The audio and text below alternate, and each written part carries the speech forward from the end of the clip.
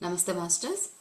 ఈరోజు the divine design Lori Ladd గారు రాసిన పుస్తకము దివ్య ప్రణాళిక అనే పేరుతో మన తెలుగులో అనువదించుకుంటున్నాము. ఈరోజు భాగానికి స్వాగతం. నా పేరు లావణ్య. మనము ఇంత అద్భుతమైన పుస్తకము కరెక్ట్ సమయంలో మాకు అందినందుకు చాలా సంతోషిస్తూ దీన్ని ఇంకా క్షుణ్ణంగా అర్థం చేసుకోవడానికి, అప్పుడు మారుతున్న కాలం యొక్క ఈ ఎందుకు ఇలా జరుగుతుంది అనేది మనం ఈ ఒక దేవరహస్యం లాగా అనుకోండి. కొన్ని వేల లక్షల సంవత్సరాల క్రితం జరిగినది ఇప్పుడు మనం తెలుసుకుంటున్నాము. దాన్ని బట్టి మనకి రూట్ కాజ్ అంటే కారణం, ఎందుకు ఇలా జరుగుతుంది అనే కారణం కనుక మనకి తెలిస్తే ఎలా అయితే మనకి దాని సొల్యూషన్ సులభం అవుతుందో, అదేవిధంగా మనకి ఎక్కడి నుంచి వచ్చింది, ఎలా నడుస్తుంది, ఏంటి, ఇవన్నీ కూలంకషంగా మనం తెలుసుకుంటే మన జీవితము సులభంగా ఉంటుంది. మనం చూసే ఆలోచన విధానం కూడా మారుతుంది అనమాట. అది ఐ ప్రామిస్. నేను అది నొక్కి గట్టిగా ఒక్కడి నుంచి చెప్తున్నాను. అది జరిగి తీరుతుంది మనం కనుక ఈ కాన్సెప్ట్స్ అన్ని కనుక చక్కగా అర్థం చేసుకుంటే. ఓకే, మొదట్లో ఈ పుస్తకం అంతా కష్టంగా ఉంది, ఎందుకంటే ఇదంతా మొదటిసారి మనం అసలు ఎప్పుడు ఎవ్వరూ చెప్పనిది తెలుసుకుంటున్నాం కాబట్టి, ఊహకి కూడా అందనిది కాబట్టి మనకి కష్టంగా ఉంది. కానీ దగ్గరకు వచ్చే కొద్దీ, కాన్సెప్ట్స్ అర్థమయ్యే కొద్దీ ఒక స్టోరీ లాగా చక్కగా బాగుందన్నమాట. ఓకే, ఈరోజు chapter 1.8 creating resources for survival. మనం ఎంతవరకు తెలుసుకున్నామంటే, నిన్న భూమిని తయారు చేసేసారు, భూమి యొక్క ఎనర్జీసు, కాన్షియస్, క్వాంటమ్ ఫీల్డ్లో ఇవన్నీ కూడా తయారు చేసేసారు. అండ్ వాళ్ళందరూ హయ్యర్ మాస్టర్స్ వాళ్ళ ఎనర్జీస్తో పెట్టి వాళ్ళ సంకల్పంతో భూమిని తయారు చేశారు. ఇవన్నీ తెలుసుకున్నాం కదా. అండ్ భూమి మీద రకరకాల జీవరాశుల్ని కూడా సృష్టించారు. అవి సృష్టించేటప్పుడు వాళ్ళు మేము ఎంతగానో ఎంజాయ్ చేశాము అని చెప్పారు. ఇప్పుడు జీవరాశిని సృష్టిస్తే సరిపోదు కదా, వాళ్ళు బతకడానికి కావాల్సిన రిసోర్సెస్ అన్నీ కూడా భూమి మీద ఉండాలి. అంటే ఏంటో తెలుసుకుందాం. కొన్ని వేల జీవరాశుల్ని సృష్టించిన తర్వాత వాళ్ళు ఆ భౌతిక రూపాలకి జీవించడానికి, భూమి జీవించాలి, భూమి మీద ఉండే జీవరాశులు జీవించి ఉండడానికి వాళ్ళు కొన్ని సృష్టించాల్సిన అవసరం ఏర్పడింది అనమాట. రిసోర్సెస్ అవి ఏంటి అంటే 2 రిసోర్సెస్ ఖచ్చితంగా చేయాలి. ఏంటి అంటే ఆ రూపాలని అదే విధంగా ఉంచడం కోసమని 2 రిసోర్సెస్ కావాలి. ఒకటి గాలి, 2 నీరు. మనకి తెలుసు గాలి నీరు ఎంత ముఖ్యం. అవి లేకపోతే మనకి ఏమైపోతుందో అంతవరకే తెలుసు. మన లోపలే గాలి నీరు అన్నీ ఉన్నాయి, అవి తీసుకోవడమే ఇంపార్టెంట్, లేకపోతే కష్టమో చనిపోతాము అంత వరకు తెలుసు. అసలు గాలి నీరుతో మన ఏమయ్యింది, మన శరీరంలో ఈ ఎన్నో భౌతిక రూపాలతో గాలి నీరుకి ఏమి సంబంధము అనేది సృష్టికర్తలైన వీళ్ళు చెప్తున్నారు. గాలి అనేది శక్తి, energy particles and energy particles ద్వారా సృష్టించబడింది. గాలి అనేది శక్తి అణువుల ద్వారా సృష్టించబడింది. అండ్ ఇదే ఈ గాలి అనేదే పైలోకాల నుంచి శక్తిని తీసుకురావడానికి ఏదైనా ఒక పైప్ అనొచ్చు, లేదంటే ఒక మార్గం అనొచ్చు. ఒక శక్తిని ప్రసరింపజేయడానికి కావలసిన ఒక మార్గం ఏదైతే ఉంది అంటే పై లోకాల నుంచి 5th డైమెన్షన్ ఫీల్డ్ వరకు ఇది గాలి అనేది ఉపయోగపడుతుంది అనమాట. అందుకే కదా మన శ్వాసే మన గురువు, ముక్కులోని గాలి ముక్తికి మరిదారయ్య, ఇవన్నీ చెప్పారు. అంటే ఏంటంటే గాలి వలననే మనం కనెక్షన్లోకి ఉన్నామన్నమాట. శ్వాస ద్వారానే మనం అంతరంగంలోకి వెళ్తాం కదా.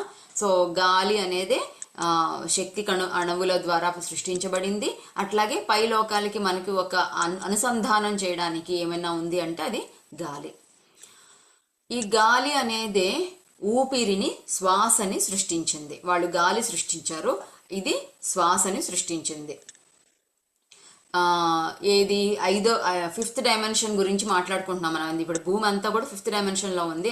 ఇప్పుడు అని కాదు, మనం చదువుతున్న పుస్తకంలో ప్రస్తుతం ఏమైతే చాప్టర్ జరుగుతుందో అప్పుడు భూమి మొదట స్టార్టింగే 5th డైమెన్షన్లో ఉందన్నమాట.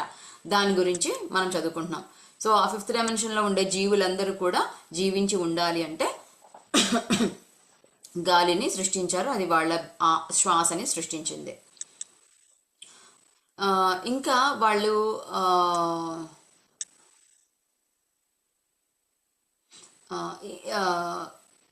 ఇంకో రూపాలు తయారు చేశారు. ఆ రూపాలు ఏంటి అంటే ఆ శక్తిని, రక్తాన్ని కలిపి ఆ రెండు జీవించి ఉండే విధంగా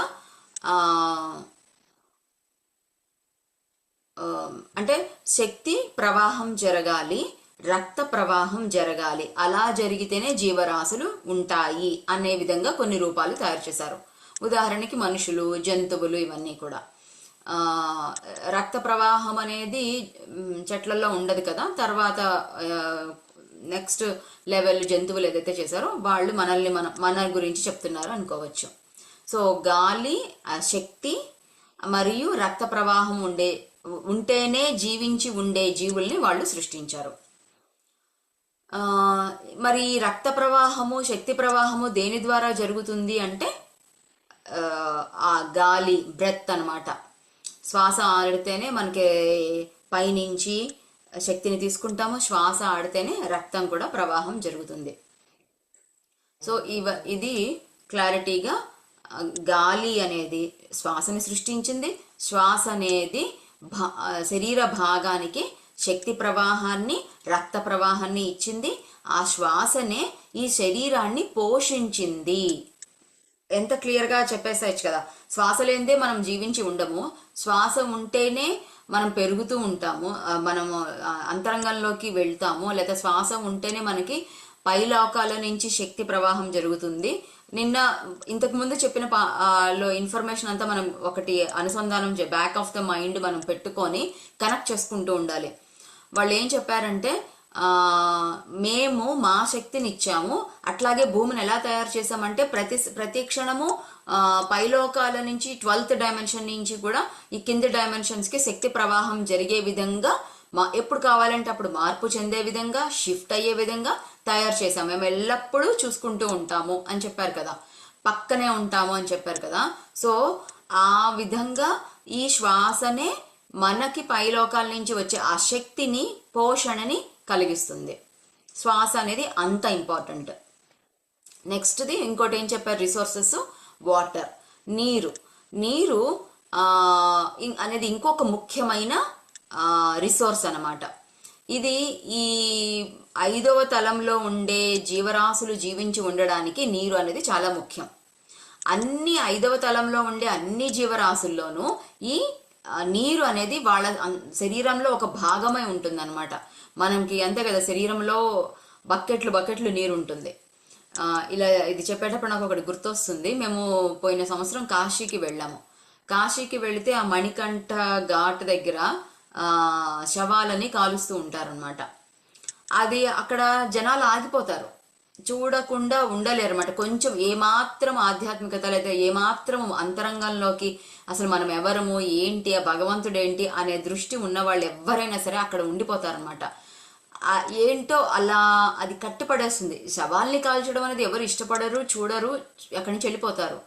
కానీ కాశీలో మాత్రం అది ఏదో కుండలు చేస్తున్నట్టో, ఏదో బొమ్మలు గీస్తుంటే ఎలా అయితే చూస్తూ ఉండిపోతామో, నేనైతే అలాగే ఉండిపోయాను. చాలా మంది అక్కడే ఉండిపోయారు, చూస్తూ ఉండిపోయారు. ఎవరైతే చూస్తూ ఉండిపోతారో వాళ్ళందరిలో ఒక ఆలోచన ఏమంటే, ఇదే కదా జీవితం, ఇంతే కదా, ఇక్కడితో అయిపోతుంది కదా, ఈ శరీరంతో నా వాళ్ళు నాది అని ఎంతగా కొట్టుకున్నామో అదంతా పోయి ఇక్కడ వాళ్ళల్లో అది వాళ్ళు ఉద్యోగం చేస్తుంటారు. ఆ శవాలని కాల్చే వాళ్ళకి అది ఒక ఉద్యోగం అనమాట. వాళ్ళలో ఏ భావాలు ఉండవు. ఎందుకంటే ఎన్నో సంవత్సరాల నుంచి రోజుకి కనీసం ఒక 100 శవాలనైనా వాళ్ళు ఆ పని చేస్తూ ఉంటారు. ఒకటి అయిపోతేనే తీసి ఇంకో చేస్తుంటారు. కాబట్టి అది ఉద్యోగం, వాళ్ళకి ఎమోషన్స్ ఏమి ఉండవు అనమాట. అలా వాళ్ళ చేతుల్లో ఒక శవం వచ్చేసి వాళ్ళు అలా ఒక ఉద్యోగం చేసినట్టు చేసుకుంటూ వెళ్ళిపోతుంటే ఎవ్వరు ఏడవరు. కాశీలో ఏడుపులు కూడా ఉండవు అనమాట.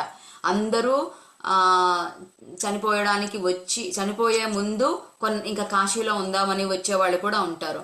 సో ఎటువంటి భావనలు ఉండవు, ఏడుపులు. మన చావుకి వేరే చోట ఎలా అయితే జరుగుతుందో దానికి పూర్తి విరుద్ధంగా ఉంటుంది.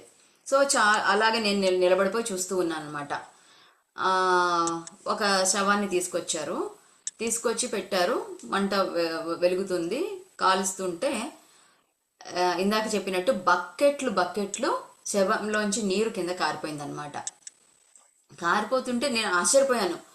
నీరు వస్తుందేంటి? నీరు ఉంటుంది, శరీరంలో నీరు ఉంటుంది నాకు తెలుసు, కానీ కాల్చేటప్పుడు కణాల్లో ఉండే అది నీరంతా ఇవాపరేట్ అయిపోయి ఆవిరిగా వెళ్ళిపోతుంది అని తెలుసు, కానీ ఇలా కారిపోవడం అనేది నాకు అసలు ఊహకే తెలీదు, ఏం తెలియదు. చూస్తూ ఉన్నాను, ఆశ్చర్యంతో చూస్తున్నాను. కానీ ఆ కాల్చే వాళ్ళు ఉంటారు కదా ఆ పక్కన, వాళ్ళు ఒకళ్ళనొకళ్ళు చూసుకొని నవ్వుకుంటున్నారు అనమాట. అంటే వాళ్ళ నవ్వుకి అర్థం తెలీదు, వాళ్ళకి గతంలో ఏదో జరిగి ఉంటుంది కాబట్టి ఇప్పుడు నవ్వుకుంటున్నారు. సో నాకు అర్థం తెలీదు, నేను అడగలేదు కూడా. కానీ ఒకటి మాత్రం అర్థమైంది, బహుశా అది యూరిన్ అయినా అయిండొచ్చు, లేదా పొట్టలో ఆ శవం యొక్క పొట్ట చాలా ఎత్తుగా ఉందన్నమాట. సో నీరంతా ఒక చోటికి చేరిపోయి ఉండొచ్చు, ఐ డోంట్ నో, ఏదో అయి ఉండొచ్చు. కానీ మొత్తం మీద ఎందుకు కనెక్ట్ అయ్యానంటే శరీరంలో ఎంతో నీరు ఉంటుందన్నమాట. ఈ నీరు గురించి ఇంకొంచెం వివరంగా చెప్పారు ఇక్కడ. అండ్ ఆ నీరు గురించి చాలా చాలా ఇంపార్టెంట్. మనకి నీరు తాగడం మంచిది అని చెప్తారు కదా, అలా కాదు. జస్ట్ నీరు తాగితే మంచిది అని ఒకటే కాదనమాట. అసలు నీరు యొక్క ఇంపార్టెన్స్ ఏంటంటే, నేను రాగి బిందెలో నీళ్లు తాగడం మొదలు పెట్టిన తర్వాత నాకు కొంచెం అవేర్నెస్ రావడం మొదలైంది. ఏంటి అంటే, రాగి బిందెలో నీళ్లు తాగడం మొదలు పెట్టిన తర్వాత 2015లో మేము తెచ్చాము ఆ బిందె. అప్పటి నుంచి మాకు అసలు జలుబు దగ్గులు ఇవేమీ ఉండట్లేదు అనమాట. సంవత్సరానికి చలికాలం వచ్చిందంటే అసలు విపరీతంగా స్నీజింగు, పక్కన వాళ్ళు తుమ్మితే వచ్చేది, అట్లాంటిది 2015 నుంచి అసలు మేము అందరూ ఒక లెక్క అయితే మేము ఒక లెక్క అన్నట్టు ఉందన్నమాట. వాతావరణం మారినా మాకు ఏమీ రావదు. కోవిడ్ కానీ ఫ్లూ సీజన్స్ కానీ ఇవేమి రావట్లే. సో నేను స్లోగా దాని గురించి స్టడీ చేయడం, ఆలోచించడం మొదలుపెట్టాను. రాగి అంటే కరెంట్ కదా, మన రాగి తీగలతోనే మనం కరెంటు కూడా, ఎలక్ట్రిసిటీ పాస్ అవుతూ ఉంటుంది. ఎందుకంటే అది గుడ్ కండక్టర్, మంచి శక్తిని ప్రవాహం చేయడానికి ఉండే ఒక లోహం అనమాట. ఈ గుడ్ కండక్టర్లో ఎప్పుడైతే ప్రవాహం జరుగుతుందో, ఎలక్ట్రిసిటీ పాస్ అవుతుందో, వెంటనే రాగిలో నీళ్లు పోసినప్పుడు ఆ లోపలే ఒక కరెంట్ తయారవుతుందంట. అంటే నీరు చాలా వేగంగా ఇలాగ తిరుగుతూ ఉంటుందన్నమాట. ఆ వేగంగా తిరిగేటప్పుడు నీటిలో ఉండే బ్యాక్టీరియా అండ్ వైరస్కి పైన ఉండే షెల్ అనేది పోతుంది. ఎవరైనా సైన్స్ స్టూడెంట్ ఉంటే వాళ్ళకి అర్థమవుతుంది. బ్యాక్టీరియా వైరస్కి షెల్ ఉంటుంది పైన, అంటే ఒక గట్టి కవచం ఉంటుంది అనమాట. ఈ కవచంతోనే అవి బ్యాక్టీరియా టకటక కొన్ని వందల వేల సృష్టి చేసేసుకుంటుంది, మళ్ళీ రీప్రొడ్యూస్ చేస్తుంది అనమాట. బ్యాక్టీరియా వైరస్ లెవెల్లో వాటికి జననేంద్రియాలు ఇవన్నీ ఏమి ఉండదు, సంగమం ఇవేమి ఉండదు, కేవలం సెల్ నుంచి సెల్కి సృష్టి జరిగిపోతుంటుంది. ఈ రాగిలో ఉండే కరెంటు వల్ల ఏమవుతుందంటే ఆ షెల్ అనేది వైరస్ మీద నుంచి పక్కకి వెళ్ళిపోతుంది అనమాట, తీసేయబడుతుంది. ఆ తీసేయబడడం వల్ల దాంట్లో వేల కొద్దీ మళ్ళీ బ్యాక్టీరియా వైరస్ని సృష్టించే శక్తి కోల్పోతుంది అనమాట. అదే ఉన్న బ్యాక్టీరియాని మనం తాగినా కూడా మన లోపల ఉండే తెల్ల రక్త కణాలు, మనలో ఉండే ఇమ్యూనిటీ, ఆ ప్రొటెక్షన్, అది చాలా సులభంగా దాన్ని ప్రతిరోజు దాన్ని తాగినప్పుడు ఫైట్ చేసేస్తుంది అనమాట. ఇబ్బంది ఏమీ లేదు అసలు. అదే గనక దాని వేల కోట్ల వైరస్లు కనుక మన శరీరంలోకి ఒకేసారి వస్తే అప్పుడు ప్రాబ్లం అవుతుంది. సో అందుకోసమే అనమాట ఇవన్నీ స్టడీ చేస్తున్నాను. ఒక్కసారి ఒక తడుక్కున ఒక ఆలోచన వచ్చింది. ఓకే, నేను రాగి నీళ్లు తాగుతున్నాను, తాగే నీళ్లలో బ్యాక్టీరియా వైరస్ లేదు, ఓకే, అవే నీళ్లు నేను తాగుతున్నాను, ఇంకా నాకు వేరే నీళ్లు తాగట్లేదు, అవే తాగుతున్నాను, అవే వంటకి ప్రతిదీ అదే వాడుతున్నాను అంటే అట్లీస్ట్ ఒక వారం రోజులు అయ్యేటప్పటికి నా శరీరంలో ఉండే ప్రతి ఒక్క నీటి కణం కూడా రాగిదే అయి ఉండొచ్చు కదా, రాగి బిందెలో నీళ్లదే అయి ఉండొచ్చు కదా. అంటే ఏంటి అర్థం అంటే, నా శరీరంలో ఉండే ప్రతి కణంలో ఉండే ఆ నీరు ఏదైతే ఉందో దాంట్లో నో బ్యాక్టీరియా నో వైరస్ అన్నమాట అని అర్థమైందనమాట. ఒకవేళ ఎప్పుడైనా నేను పక్కన వాళ్ళు తుమ్మినా దగ్గినా వచ్చినా కూడా నా లోపల ఉండే ఆ నీరు దాన్ని వెంటనే చంపేస్తుంది. ఆ నీటి ద్వారా అంతా శరీరంలో రక్తము అంతా నీరుతోనే ఉంటుంది. ఒక కణాన్ని కనుక మన మైక్రోస్కోప్ లో చూస్తే నీరే ఉంటుంది అనమాట. 70% నీరు ఉండి ఆ లోపలే ఇవన్నీ కదులుతూ ఉంటాయి. ఏదైనా కణంలో ఉండే భాగాలు కానీ బ్యాక్టీరియా, వైరస్లు, రక్త కణాలు ఇవన్నీ కూడా నీటిలోనే ఈదుకుంటూ ఉంటాయి. సో ఆ నీరు అనేది స్వచ్ఛమైనది తాగుతున్నాను, స్వచ్ఛమైనది లోపల ఉంది అనే విషయం అలా అర్థమైంది అనమాట నాకు. సో నీరు యొక్క ఇంపార్టెన్స్ అంత ఉంది. జస్ట్ నీళ్లు, ఒక గ్లాసులో నీళ్లు తాగేసాం పక్కన పెట్టామని కాదు, నీరే ప్రాణం అనమాట. ఓకే, అది చాలా ముఖ్యమైన రిసోర్స్ అని చెప్తున్నారు. అన్ని 5వ తలంలో ఉండే అన్ని జీవరాశులకి ఈ నీరు అనేది చాలా ముఖ్యం. ఈ నీరు మళ్ళీ ఏం చేస్తుందంటే జీవరాశులకి రూపాన్ని ఇవ్వడానికి కూడా నీరే. ఎందుకంటే మనం ఇలా అర్థం చేసుకోవచ్చు, ఎవరికైనా ఒంట్లో బాగాలేదు, లేదంటే వాళ్ళు సరిగ్గా నీళ్లు తాగట్లేదు, రక్తం అంతా పోయింది, అలా పాలిపోయినట్టుగా అట్లా అయ్యారంటే వాళ్ళకి చర్మం అంతా డ్రై అయిపోతుంది. కూరగాయలు దాంట్లో కుళ్ళిపోవడం కాకుండా వాడిపోయాయి అనుకోండి, అంటే నీటి శాతాన్ని వెళ్ళిపోతే డ్రై అయిపోతే ఏమవుతుంది, అది కాస్త కుంచుకుపోతుంది, దాని రూపం మారిపోతుంది, ముడతలు పడిపోతుంది కదా. సో అది అని చెప్తుంది అనమాట. ఈ నీరు అనేది ఆ రూపాన్ని అలాగే ఉంచడానికి ఉండే ఒక మార్గం అనమాట. నీరు ప్రవాహం చేస్తుంటే చక్కగా తడతళ్ళాడుతూ బాగుంటుంది, శరీరం కానీ చర్మం కానీ అంతా బాగుంటుంది.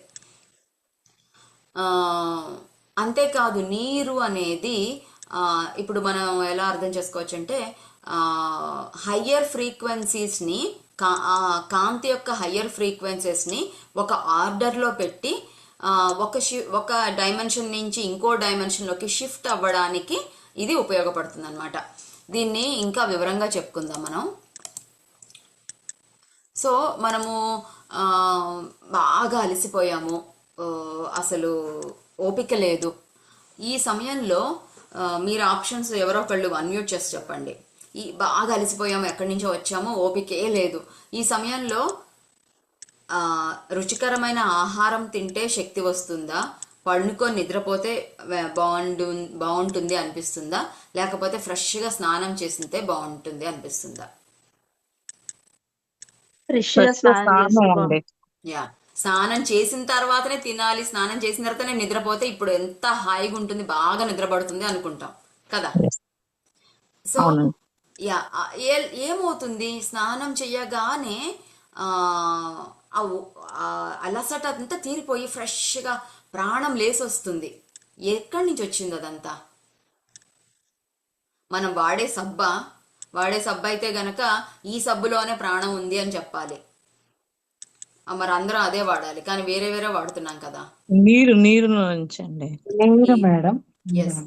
నీరు శక్తి ప్రవాహం చేస్తుంది. విశ్వశక్తి ఏదైతే ఉందో దాన్ని పట్టుకొని ఉంటుంది అనమాట, ఆ శక్తిని ప్రవాహం చేస్తుంది. అందుకే శివుడి తల మీద గంగ ఉంది అంటే ఏంటంటే ఆయన ఎప్పుడు కూడా ఆ శక్తి ప్రవాహంలో ఆయన ఒక యోగి కదా, ఆయన ఆది యోగి, ఆయన శక్తి ప్రవాహం ఆయనకి ఎప్పుడు జరుగుతూ ఉంటుంది అనమాట. గంగ అంటే నీరు, ఒక అమ్మవారు అని కాదనమాట, శక్తి అనమాట. సో ఆ నీటిని తల మీద నుంచి పోసుకుంటూ ఉంటే, ఆ నీటిని మనము స్నానం చేస్తూ ఉంటే శక్తిని తీసుకుంటాం. ఏ శక్తి అయితే కోల్పోవడం వలన మనకి ఓపిక లేదు, ఓపిక అనే మాట వాడుతున్నాం సహజంగా, కానీ దాంట్లో అర్థం ఏంటంటే నాకు శక్తి లేదు అని అర్థం కదా. నువ్వు ఈ పని చేయంటే నాకు ఓపిక లేదు అంటాం, కానీ నాకు శక్తి లేదు అని అర్థం. ఇంట్రెస్ట్ ఉండదు, చెయ్యాలని ఇంట్రెస్ట్ ఉండదు, చేతిలో శక్తి కూడా ఉండదు. అదే గనక స్నానం చేస్తే ఆ ఓపిక అంతా ప్రాణం లేసి వచ్చింది అంటాం. అంటే నిజంగా ప్రాణం కోల్పోతున్నాం అన్నంతగా ఉన్నది కాస్త ప్రాణం వచ్చింది. ఆ ప్రాణశక్తి నీటిలో ఉందన్నమాట.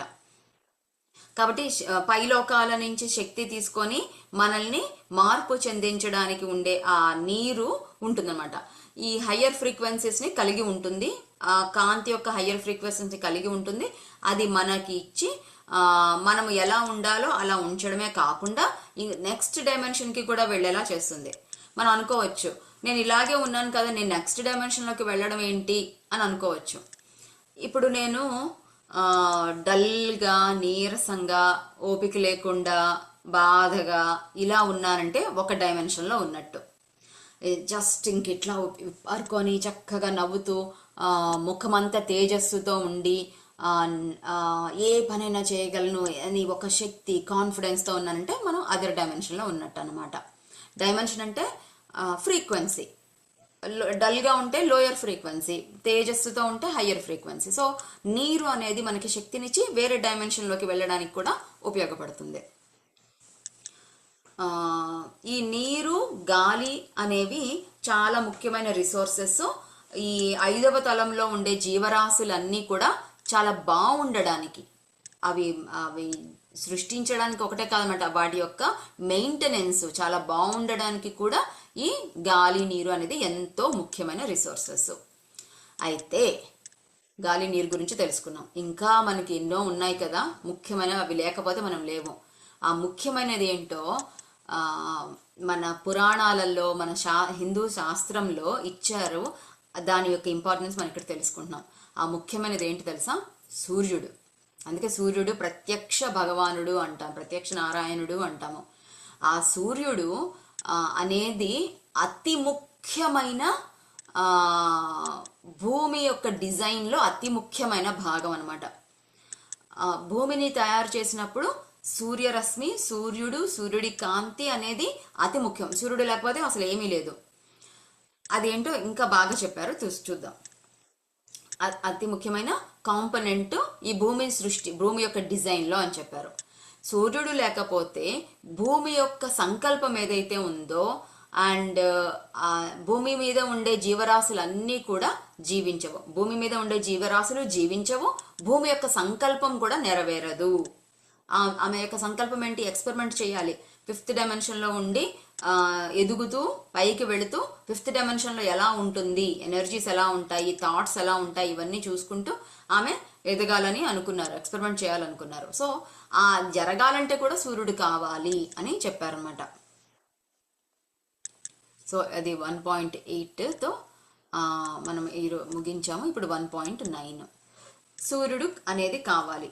సూర్యుడు అంటే మనకు ఆల్రెడీ తెలుసు కాబట్టి మొదటి నుంచి సూర్యుడు అంటే ఎర్రగా ఉంటాడు, తెల్లగా ఉంటాడు, కాంతిని ప్రసరింపజేస్తాడు, గుండ్రంగా ఉంటాడు, అదొక నక్షత్రము, పలానా చోట ఉంది, కొన్ని వేల కోట్ల మైళ్ళ దూరంలో ఉంది, అక్కడి నుంచి సూర్యుడు వస్తాడు తెల్లవారుజామున. ఇవన్నీ మనకి తెలుసు కాబట్టి తెలుసు, మనకి ఆల్రెడీ చిన్నప్పటి నుంచి చూస్తున్నాం కాబట్టి మనకు తెలుసు. కానీ ఇది ఏంటి? మొట్టమొదటిసారి సూర్యుడిని సృష్టి చేస్తున్నారు, డిజైన్ చేసి సృష్టి చేస్తున్నారు అనమాట. అదేంటో తెలుసుకుందాం. 1.9 డిజైనింగ్ ద సన్. సూర్యుడు ని సృష్టి చేయడం అనేది చాలా వాళ్ళ డిజైనింగ్లోనే చాలా ముఖ్యమైనది అనమాట. అండ్ మన భూమి యొక్క గ్రహానికి అండ్ భూగ్రహం మీద జీవరాశులకి భూమి కూడా జీవించి ఉండేలాగా అండ్ క్వాంటమ్ ఫీల్డ్లో అన్ని విధాలుగా కూడా భూమిని సర్వైవ్ అయ్యడానికి చేసిన ముఖ్యమైన డిజైన్ సూర్యుడు అనమాట. ఆ విధంగా సూర్యుడిని తయారు చేశారు. వాళ్ళు సూర్యుడిని సృష్టించేటప్పుడు 2 ఆలోచనలు, 2 సంకల్పాలు ఉన్నాయంట. ఏంటవి అంటే, ఒకటి భూమిని అసెస్ చేయడానికి, భూమి అండ్ భూమి మీద ఉండే భౌతికమైన ప్రాణులన్నింటికి కూడా ఇవల్యూషన్ అవ్వడానికి, ఒక తలం నుంచి ఇంకో తలానికి ఇవల్యూషన్ అవ్వడానికి, కాంతి ప్రసరింపజేయడానికి ఒకటి. రెండోది మెయింటెనెన్స్ అనమాట. సో 2 డిఫరెన్స్ ఉన్నాయి బాగా.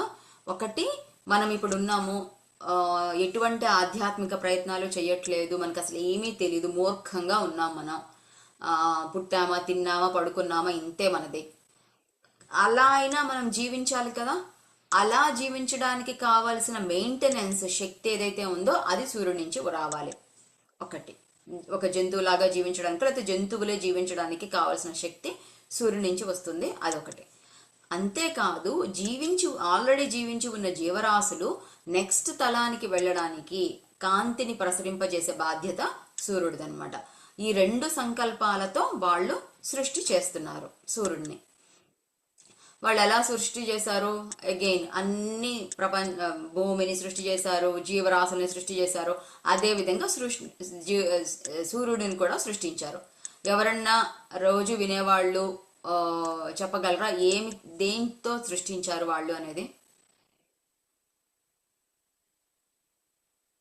మనం చాలా వివరంగా చెప్పుకున్నాము. ఎవరన్నా దేంతో ఏమేమి పదార్థాలతో సృష్టించారు ఇంకా వివరంగా అడగాలంటే ఒక్కటి చెప్పండి పోనీ. ఎందుకంటే ఇది ఎందుకు అడుగుతున్నాను అంటే మనము కూడా కో క్రియేటర్స్. పత్రిక చెప్పారు యు ఆర్ కో క్రియేటర్. మనం కూడా సృష్టికర్తలము. మన మన we create our own reality. మన జీవితానికి మనమే సృష్టికర్తలం. మరి ఏమి ఉంటే మనం సృష్టించుకోగలము, మేనిఫెస్ట్ చేసుకోగలము అనేది ఇక్కడ మనం అప్లై చేసుకోవచ్చు అనమాట. ఎవరైనా ప్లీజ్ ప్లీజ్ చెప్పండి. అసలు ఇంత నేను చెప్పాను కదా, ఎనర్జీ ఒక్కటి. ఎనర్జీయా మేడం ఎస్, అంటే? ఎనర్జీ ఒకటి. Thank you. ఇంకొకటి సంకల్పం. ఓకే. ఏది కావాలి అనేది మన సంకల్పం ఉండాలి కదా ముందు మనకి. నాకు ఇది కావాలి, ఇప్పుడు కావాలి, ఇలా కావాలి అని ఒక సంకల్పం కావాలి కదా. సో సంకల్పము మన బ్రెయిన్ థాట్ పవర్ అంటాం అనమాట. సో సంకల్పము అండ్ ఎనర్జీ ఆ రెండిటితో సృష్టించారు సూర్యుడిని. మనం కూడా అదే ఏదైనా సరే ఆ రెండు పెడితే అవుతుంది. ఒకటి ఏదైనా కావాలి జీవితంలో, సంకల్పము నాకు ఇలా కావాలి అని ఖచ్చితంగా ఇలా కావాలి అని ఒకటి డిజైన్ చేసి పెట్టడము, అది సంకల్పం అవుతుంది. ఇంకోటి ఏంటి అంటే అది కావడం కోసమని మనము మెడిటేషన్స్ చేయడము, గ్రూప్ మెడిటేషన్ చేయడము, ఇలా చేస్తే అది ఎనర్జీని తీసుకుంటాం. ఆ రెండు కలిపితే మనం సృష్టి జరుగుతుంది అనమాట. తర్వాత ఈ సూర్యుడిని 9వ తలంలో 9th డైమెన్షన్ ఫామ్లో తయారు చేశారు. Very important. సూర్యుడిని 9th డైమెన్షన్ రూపంలో తయారు చేశారన్నమాట. భూమి, మన జీవరాశులు ఇవన్నీ ఏమో మనకి 5వ డైమెన్షన్లో ఉన్నాము, సృష్టించారు. అదేమో 7th డైమెన్షన్కి వెళ్ళొచ్చు. కానీ అన్నిటికంటే హైయెస్ట్ 12th డైమెన్షన్ వరకు మనం వెళ్ళే అది అవకాశం ఉంది జీవరాశులన్నీ కూడా. సూర్యుడిని సృష్టించడమే 9వ డైమెన్షన్ ఫామ్లో సృష్టించాడు. అంటే ఆ లక్షణాలతో సృష్టించారు. ఎందుకు అంటే అది చాలా శక్తిని, హయ్యర్ డైమెన్షనల్ కాన్షియస్ని అది చాలా తనతో ఉంచుకోగలదు అనమాట 9వ డైమెన్షన్లో. అలా పెట్టారు.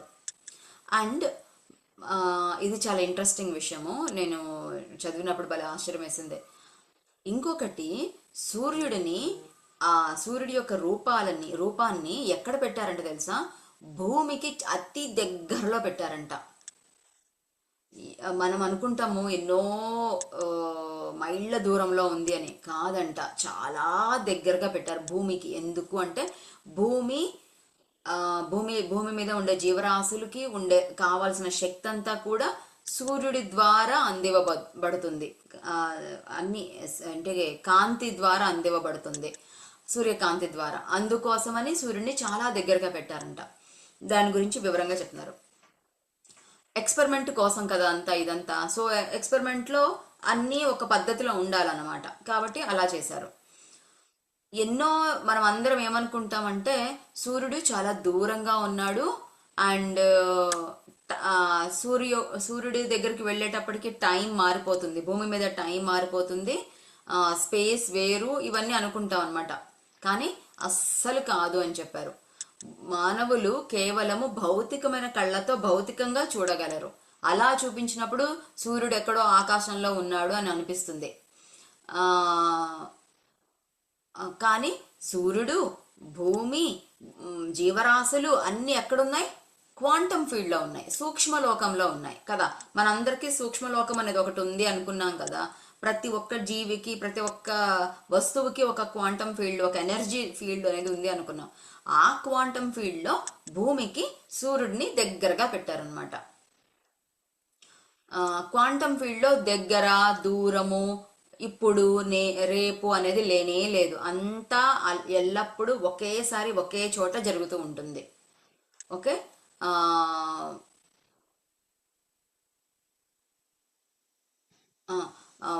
సూర్యుడు ఏమంటారు, సూర్యుడి దగ్గర నుంచి ఒక కాంతి కిరణం మన దగ్గరికి రావడానికి ఎన్నో లైట్ ఇయర్స్ పడుతుంది అని అంటాం కదా. అదంతా కూడా భౌతికంగా జరుగుతుంది. కానీ భౌతికంగా మనకి అలా అనిపిస్తుంది. కానీ ఈ చైతన్యం లెవెల్లో గనక చూస్తే ఈ క్వాంటమ్ ఫీల్డ్లో చూస్తే సమయం అనేది లేదు, అసలు సమయం అనేది ఎగ్జిస్టింగ్ లేదనమాట, సమయం లేదు. అట్లాగే దూరం అనేది కూడా ఒక భ్రమ అనమాట, మనకు ఒక ఇల్యూజన్ అని చెప్పారు, ఇది ఒక భ్రమ మనకి. దూరం అనేది లేదు, సమయం అనేది లేదు. ఈ ఎందుకు మనకు అలా అనిపిస్తుంది, దూరం ఎందుకు లేదు, ఇప్పుడు అది ఎక్కడో ఉంది కదా, దూరంగా ఉంది కదా, ఇది నిన్న జరిగింది కదా, మరి ఇప్పుడు టైం ఎలా లేకుండా ఎలా ఉంది అంటే, థర్డ్ డైమెన్షన్లో ఉన్నంత వరకు మనకి సమయము అండ్ డిస్టెన్స్ ఉన్నట్టు అనిపిస్తుంది. వన్స్ థర్డ్ డైమెన్షన్ నుంచి బయటికి వెళ్ళడంతోనే మనకి తెలిసిపోతుందన్నమాట అన్ని ఎప్పుడు ఒకే చోట్ల ఉన్నాయి అనేసి. ఈ థర్డ్ డైమెన్షన్ నుంచి మనం ఎలా బయటికి రాగలము అంటే ఆస్ట్రల్ ట్రావెల్ ద్వారా రావచ్చు, లేదా మనం చనిపోయినప్పుడు కూడా మన శరీరంలోంచి మన చైతన్యం బయటికి రావడంతోనే ఇలా చూసి ఓ అంతా ఒకటే చోట ఉంది, అందరు ఇక్కడే ఉన్నారు, అన్నీ ఇప్పుడే జరుగుతున్నాయి అనే విషయం మనకి తెలిసిపోతుంది అనమాట. సో అది కంప్లీట్లీ కొత్త కాన్సెప్ట్ స్టార్ట్ చేసేది రేపు చేసుకుందాము. ఎందుకంటే సూర్యుడి యొక్క కాంతి గురించి కంప్లీట్ కొత్త కాన్సెప్ట్ అనేది రేపు చేద్దాం. ఇంకొక సెంటెన్స్తో ఇది ముగిద్దాం ఈరోజు. సో మనము నమ్మిన దానికంటే ఏమైతే అనుకుంటున్నామో, మన సైంటిస్టులు మనకి ఏదైతే చెప్పారో, మనం సైన్స్ పుస్తకాలు ఏదైతే తెలుసుకున్నామో అదంతా కరెక్ట్ కాదు. క్వాంటమ్ ఫీల్డ్లో సూర్యుడు మనకి భూమికి అతి దగ్గరగా ఉన్నాడు, మన కంటికి కనిపించేంత కంటే కూడా అతి దగ్గరగా ఉన్నాడు. అంతే. ఇదంతా ఏంటంటే ఆ డివైన్ డిజైన్ కదా ఈ పుస్తకం పేరు. ఈ ఎక్స్పెరిమెంట్లో డివైన్ డిజైన్ ఏదైతే ఉందో అదే అనమాట, సూర్యుడిని అతి దగ్గరగా పెట్టడం అనేది డివైన్ డిజైన్ అనమాట. ఎక్స్పెరిమెంట్ యొక్క దివ్యమైన డిజైన్ అనమాట, ప్రణాళిక. ఓకే, సో ఇది మాస్టర్స్, ఈ రోజుతో మనం ఇక్కడ ఆపుదాము. ఈ చాప్టర్ కొంచెం పెద్దది, సూర్యుడి గురించి మొత్తం అంతా ఉంది. బ్యూటిఫుల్. సో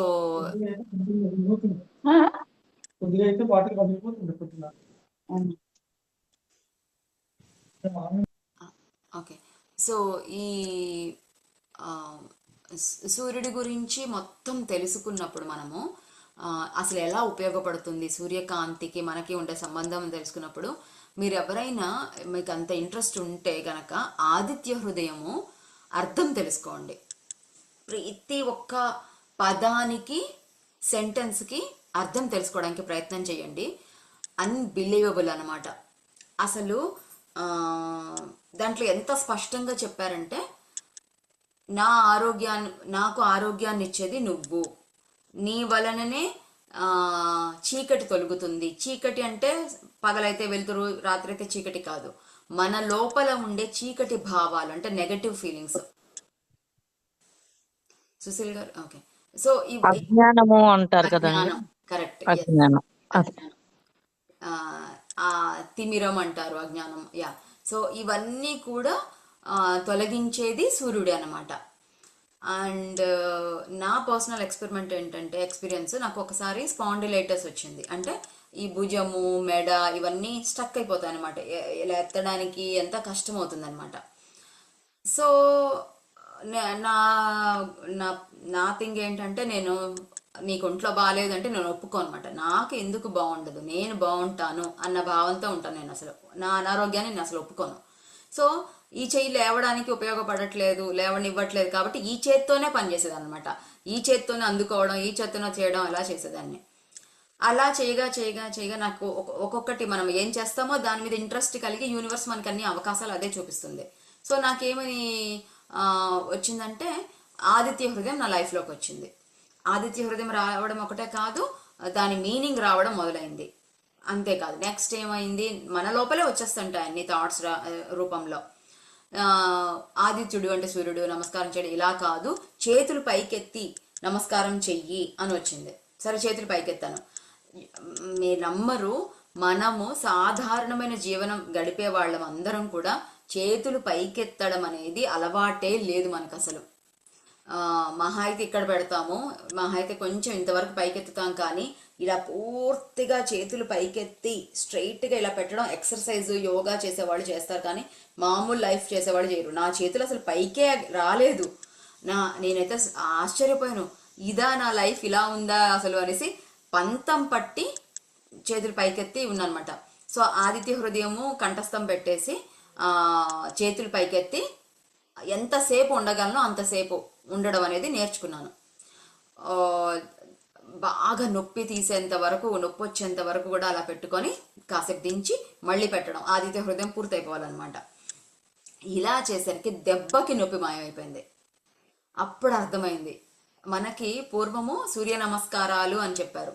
అంటే సూర్యుడి కాంతి తీసుకోవాలి, దాంతో పాటు ఈ సూర్యుడి కాంతి తీసుకోవడానికి తగ్గట్టుగా మన శరీరాన్ని అన్ని వంపులు చేస్తూ మలికలు తిప్పుతూ ఇవన్నీ చేస్తే అసలు సిసలు ఎలాంటి కాంతి తీసుకొని ఏమి ఉపయోగం జరుగుతుందో అది కరెక్ట్గా జరుగుతుంది అనమాట. మనకి సూర్యుడి కాంతి ఎంత ఇంపార్టెంట్. అమెరికన్స్ వాళ్ళందరూ కూడా సన్ బాత్ చేస్తూ ఉంటారు, జస్ట్ అలా పడుకొని ఉంటారు, ఏదైనా తింటూ ఉంటారు, తాగుతుంటారు. That's not the correct way. సూర్యుడి కాంతి తీసుకొని చర్మం తీసుకుంటుంది, కానీ నిజంగా ఆరోగ్యంగా మారాలి అంటే ప్రాణాయామము ఇవన్నీ సూర్యోదయం సమయంలో చేస్తే అద్భుతమైన జీవితం అన్నమాట. అద్భుతంగా ఆరోగ్యం బాగవుతుంది. సో దట్ ఈస్ అంత ఇంపార్టెంట్. మన కోసమే సృష్టించబడింది సూర్యుడు అనేది. అండ్ అది చక్కగా వినియోగించుకోవాలి అంటే ఇవన్నీ కూడా ఇవ్వబడ్డాయి పద్ధతులు. సో సూర్య నమస్కారాలు, ఆదిత్య హృదయము, శ్వాస, ఇవన్నీ కూడా ఇవ్వబడ్డాయి. సన్ గేజింగ్ అనే ఒక కాన్సెప్ట్ చెప్పి ముగిస్తాను. సన్ గేజింగ్ అనేది కొంచెం ఇది వెస్టర్న్ వరల్డ్లో రీసెంట్ కాలంలో తయారు చేయబడింది. మహా అయితే ఒక 10 సంవత్సరాలు అయి ఉండొచ్చేమో, ఎన్నో సంవత్సరాల క్రితం ఈ కాన్సెప్ట్ అనేది మొట్టమొదటిసారి వచ్చింది. అంటే ఏంటంటే, ఒక సంవత్సర కాలం పాటు ప్రతిరోజు సూర్యోదయం సమయంలో, అంటే సూర్యుడిని మన కళ్ళతో చూడగలం ఆ టైంలో, ఎర్రగా అలా లైట్గా ఆరెంజ్ కలర్లో వస్తూ ఉంటాడు కదా, పైకి వచ్చేస్తే మనం చూడలేం. సో లైట్గా సూర్యోదయం అయ్యేటప్పుడు కంటితో స్పష్టంగా కళ్ళు తెరిచి చూడగలిగిన సమయంలో మనము ఇసుక మీద, నది సముద్రం ఒడ్డున ఇసుక మీద చెప్పులు లేకుండా ఉండి, అంటే న్యాచురల్ ల్యాండ్ మీద ఉండాలన్నమాట. ఇసుక మీద ఉండి ఆ సూర్యకాంతిని చూస్తాము. ఈ రోజుతో మొదలు పెట్టామనుకోండి, ఒక్క క్షణం చూస్తాము, 1 సెకండ్ చూస్తాము. రేపు 1x2 సెకండ్లు చూస్తాం. ఎల్లుండి 4 సెకండ్లు. ఇట్లా పెంచుకుంటూ పోతాం అనమాట. అప్పుడు సంవత్సరం గడిచేసరికి 1 గంట ఎంతో అవుతుంది అనమాట, సంథింగ్. అంతసేపు మనము సూర్యుడిని కళ్ళు తెరిచి ఇలాగే చూస్తాం. చూస్తే ఏమవుతుంది అంటే, సూర్యరశ్మి అంటే కాంతి కదా, ఆ కాంతిని మనం, ఆ ప్రాణశక్తి అది తీసుకుంటే ఏమవుతుంది, మొత్తం సకలము సర్వము అద్భుతంగా తయారవుతుంది. చర్మం అద్భుతంగా మారిపోతుంది, అనారోగ్య సమస్యలు వెళ్ళిపోతాయి, ఇన్ఫ్లమేషన్స్, ప్రాబ్లమ్స్ అన్నీ వెళ్ళిపోయి స్పష్టంగా చక్కగా అసలు అద్భుతంగా ఉందన్నమాట. అది మన పిఎస్ఎస్ఎంలో ఎక్స్పెరిమెంట్ చేసిన వాళ్ళు ఉన్నారు, మాస్టర్ ఈశ్వర్ అండ్ వాళ్ళ చెల్లెలు మాస్టర్ విశ్వ. వాళ్ళు చీరాలలోనే ఎక్కడ ఉంటారు. వాళ్ళు 1 ఇయర్, వాళ్ళు సముద్రం ఒడ్డున అనమాట ఆ ఊరు. సో 1 ఇయర్ పాటు అది చేశారు. వాళ్ళు చెప్పారనమాట, ఆమె చర్మం అసలు ఎలా అయిపోయింది, ఎంత ఉంటే అసలు ఒక మచ్చ మరక అనేది లేకుండా అంత తెల్లగా అద్భుతంగా. ఆయన నల్లగా ఉంటారు, కానీ ఒక్క మచ్చ ముడత అనేది లేకుండా ఉంటారనమాట. ఎండలో ఉంటే నల్లగైపోతాం కదా అని కాదు, ఆవిడ అసలు తెల్లగా ఉంటారు. నేను ఆ మొదటిసారి చూసినప్పుడైతే ఏంటి ఈమె ఇలా ఉన్నారు, ఏదో సంథింగ్ తేడా ఉంది, ఒక మామూలు మనిషిలాగా లేరే ఈవిడ అని అనుకున్నాను అనమాట. సో అదంతా ఆవిడ చెప్పిన తర్వాత అదే కారణం అని అనుకున్నా. సో ఒక్క సంవత్సరం పాటు చేస్తే సరిపోతుందంట, జీవితానికి మొత్తం చేసేసినట్టుమాట, ఇంకా మళ్ళీ చేయాల్సిన అవసరం లేదు. అది ఒక ప్రాసెస్ అనమాట, సన్ గేజింగ్ అంటారు. సో ఎప్పుడైనా మన యూట్యూబ్లో కానీ ఎక్కడైనా సరే దాని గురించి ఇంట్రెస్ట్ ఉంటే ఒకసారి స్టడీ చేయడానికి చూడండి. అది masters, thank you so much. మళ్ళీ రేపు ఇంకా మన సూర్యుడి గురించి, సూర్యుడికి మనకి ఉండే సంబంధం గురించి అద్భుతంగా తెలుసుకుందాం. Thank you. లావణ్య గారు ఒక క్వశ్చన్ అడగచ్చా? చెప్పండి.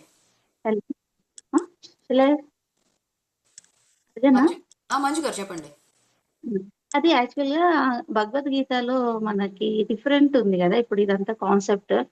లైక్ కృష్ణుడు మన సోల్లోనే ఉంటారు, యూనివర్స్ మొత్తం కృష్ణుడు ద్వారా మనకి ఇది అవుతుంది. అండ్ లైక్ వాటర్, ఈ రిసోర్సెస్ అన్ని మనకి అలా చెప్తున్నారు కదా గీతాలో. అంటే ఇదేం కోసం నాకు అర్థం కాలేదు కొంచెం. అంటే రేపు చెప్పండి, ఇప్పుడు వద్దండి, రేపు చెప్పండి. Okay. Yes, thank you. Very good question. Thank you for the question. మంచి ఓకే మనం డీప్ గా అర్థం చేసుకోవడానికి ఉపయోగపడుతుంది. Very nice. Okay thank you all. Yes madam. Ya, Nagamalleswari గారు చెప్పండి. Thank you madam. బాగుంది. వాటర్ గురించి ఈరోజు చాలా లోతుగా తెలుసుకునే అవకాశం వచ్చారు. బాగుంది. ఎస్, అలాగే సన్ గేజింగ్ అనేది అంటే మామూలు మట్టి మీద చేయకూడదా మేడం? అందరూ ఇసుక దగ్గరికి రోజు వెళ్ళలేరు కదా. వెళ్ళలేము కదా. మట్టి దగ్గర చెయ్యొచ్చు, కానీ అది సహజమైన నేల అయి ఉండాలి. ఓకే. అంటే ఆ, ఏమనాలి, యా, భూమి భూమి మట్టి ఉంటుంది, మట్టి నేలలో వెళ్ళి చేయొచ్చు. యా. ఓకే. నేను ఒక రోజు చూశాను మేడం, అలా ఊరికే రోజు నమస్కారం చేసుకుంటా అలా చూస్తే కళ్ళు తెరిచి చూద్దాం ఈ రోజు అని చూస్తే కొంతసేపు బాగానే ఉంది. అది లైటింగ్ ఫోకస్ గా లేదు, మామూలుగా చూస్తున్నట్టుందని చూశాను మేడం. కొంతసేపు చూసాక కళ్ళు దించితే ఎటు చూసినా ఎల్లో కలరే ఎల్లో కనబడుతుంది కలర్ కానీ వస్తుంది, గుండ్రంగా ఎల్లో కలర్ లో కనిపిస్తుంది. అవును, ఒక లైట్ లాగా ఎక్కడ గోడ మీద చూసినా, ప్లేట్ లో చూసినా, నీళ్ళల్లో చూసినా కరెక్ట్. చాలా సేపు ఉంది అది. అవును, ఉమ్, నేను కూడా చేశాను, అలాగే ఉంది. నాకు కూడా అలాగే అనిపించింది. అండ్ ఆల్సో ఇది కంటి సమస్యలను కూడా తగ్గించేస్తుంది. కళ్ళజోడు కూడా మనం తీసేయచ్చు. Um. Yeah. Okay, thank you madam అండి. Thank you. బాగుంది మేడం. ఒక బుక్ ని రీడ్ చేస్తున్నట్టు కాకుండా ఒక స్టోరీ లాగా చెప్తుంటే చక్కగా వెళుతుంది లోపలికి. చాలా బాగుంది madam. Thank you very much. మీరు పరిచయం అవటం నాకు ఒక కొత్త నాలెడ్జ్ తెలుసుకోవడానికి అవకాశం దొరికిందండి. Yes, thank you madam. Thank you, thank you very much అండి. Thank you Lavanya ma'am, thank బాగా యూ. చెప్పారు. అండ్ మా ఇంటి దగ్గర యాక్చువల్గా శాండ్ పార్క్ ఉంది, దాంట్లో చేయొచ్చా అండి అది? సూర్యుడు కనిపిస్తాడు అక్కడి నుంచి. యా, కనిపిస్తారండి. Yes, great. Okay, yeah, thanks అండి. సన్ రేజింగ్ అండి అది? అది గేజింగ్ అంటే అది gazing. Okay, gaze. Okay okay, thanks అండి. రైట్. ఓకే మాస్టర్స్, మళ్ళీ రేపు కలుద్దాం. థ్యాంక్ యూ లావణ్య గారు. థ్యాంక్ యూ అండి. రోజు సెషన్ బాగుంది, ఇంట్రెస్ట్ వస్తుంది. ఫస్ట్ లో కొంచెం అర్థం చేసుకోవడం కష్టంగా ఉంది, కానీ తర్వాత మీరు సూర్యుడు గురించి ఇట్లా భూమి ఇట్లా నుంచి బాగుంది. థ్యాంక్ యూ అండి.